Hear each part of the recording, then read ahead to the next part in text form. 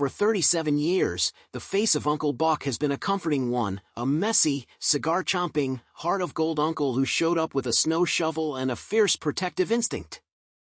But behind that famous face, and every other smiling face in that Russell household, was a current of real-life tragedy so deep it changes the way you see the film. Some cast members were torn apart by the cruel scrutiny of their own appearance. Others grew up not with loving parents, but with controlling abusers who treated their childhood as a business asset.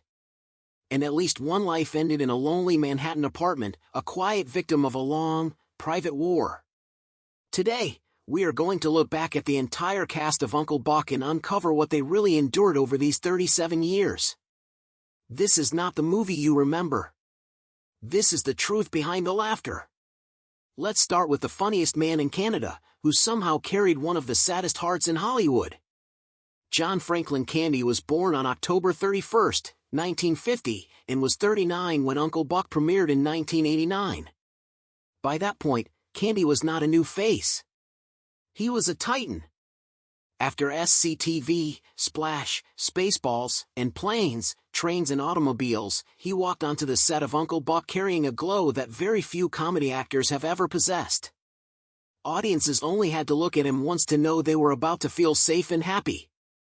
But behind that face that made a whole theater feel warm was a sadness that started way too early. His father died of a massive heart attack when Candy was only 5 years old. That specific grief, of losing a father before you even understand what a father is, stayed with him his entire life. And then there was the other tragedy, his weight. The Candy family had a clear, brutal history of heart disease, and he knew his body had never been an easy thing to live with. What makes this story even more heartbreaking is that he was not a man who just gave up. He hired personal trainers, loved golf, and genuinely tried to take care of himself. But he also had to live under the cruel, magnifying glass of the media, where his appearance was turned into a public conversation, a joke, a headline. That constant pressure slowly pushed him deeper into shame, unstable eating habits, and an anxiety that kept getting worse. By the last years of his life, the man who had made all of America laugh was visibly wearing down. While filming Wagons East, he was exhausted in spirit, but he still showed up on set and worked like the professional he had always been. After a smooth day of shooting, he happily called his co-stars to thank them, sounding like a kid who had just had a really good day. The next morning, on March 4, 1994, John Candy died of a heart attack at only 43 years old. Maybe that's why people never forgot him. Not just because he was that funny, but because he was that kind. From the man carrying the whole movie, we move to the smart-mouthed little boy on screen, who in real life carried scars that audiences never saw. Macaulay Carson Culkin was born on August 26, 1980, and was only 9 when Uncle Buck came out. He played Miles Russell, the standout supporting role. Looking back now, Uncle Buck sits right at that fateful turning point when Macaulay was still just a bright little actor, before he turned into the global phenomenon the world would soon know by name. If you had to point to the single biggest crack in Macaulay Culkin's life, you would point straight at his father. Over the years, Macaulay has shared that his father was both controlling and abusive. At that point, it was not a childhood anymore. It was a childhood being stolen. When his parents split in the mid-1990s, everything got worse. It was not just a broken family, it was a war over money and control over the most famous little boy in America. The part that truly gives you chills is that Macaulay was still so young, yet he had to hire his own lawyers to legally remove his parents from control over his massive finances. Not many kids can say they grew up like that and still stayed standing. The years after were not gentle either. In 2004, he was arrested in Oklahoma for possession of marijuana and controlled medication, a clear, painful mark of that lost stretch after child stardom. For years later, his sister Dakota died after being struck by a car. That was a loss he carried for a very long time. He later named his first son Dakota, a beautiful, sad way of keeping his sister inside the family. The good news is that after all those years, Macaulay's life finally seems peaceful. He lives with Brenda Song, has 2 sons, and received a star on the Hollywood Walk of Fame. That little boy who got dragged through so much chaos finally found a rhythm that belongs to him.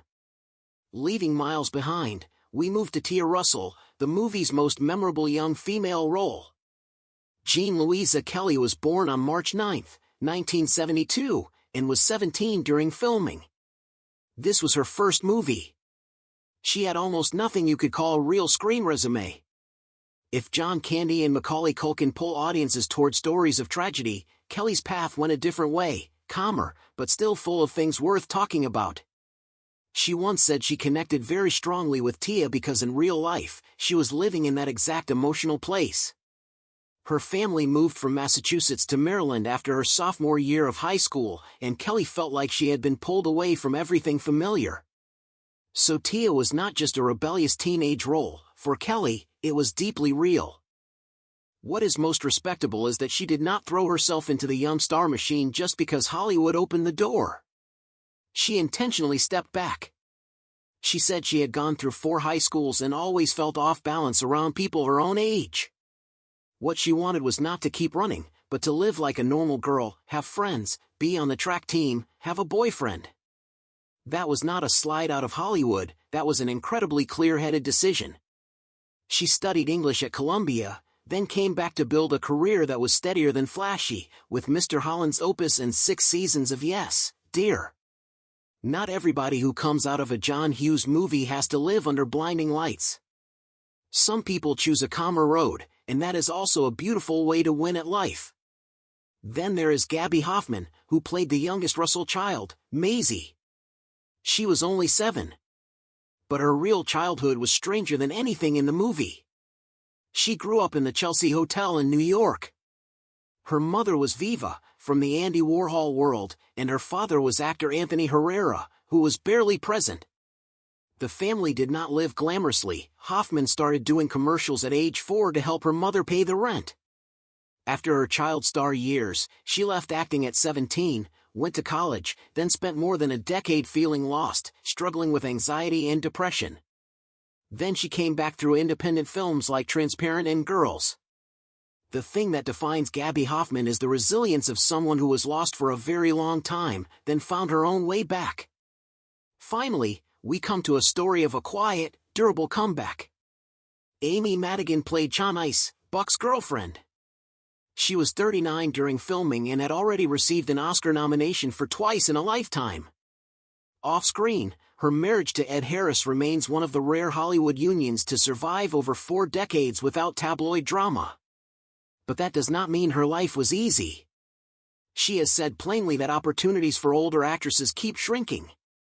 Then at the start of 2025, she and Ed Harris lost their home in the Southern California fires. Back in 1999, they refused to stand and applaud Elia Kazan at the Oscars because they could not accept his cooperation with WAC. That detail says a lot about Amy Madigan, not loud, but very tough and full of character. And she came back in spectacular fashion.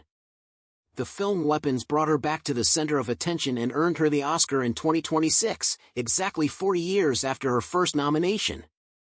That is one of the most beautiful comebacks old Hollywood ever gives us, quiet, durable, and arriving very late.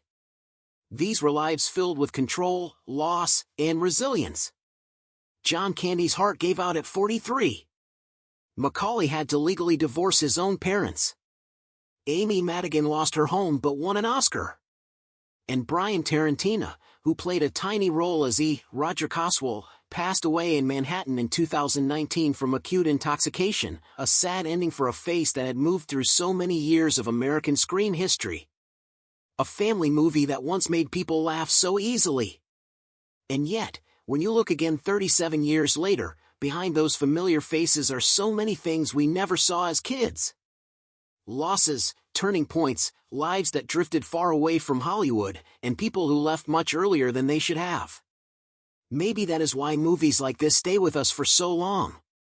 They do not just hold a story. They hold a time, a feeling, and a piece of our own youth.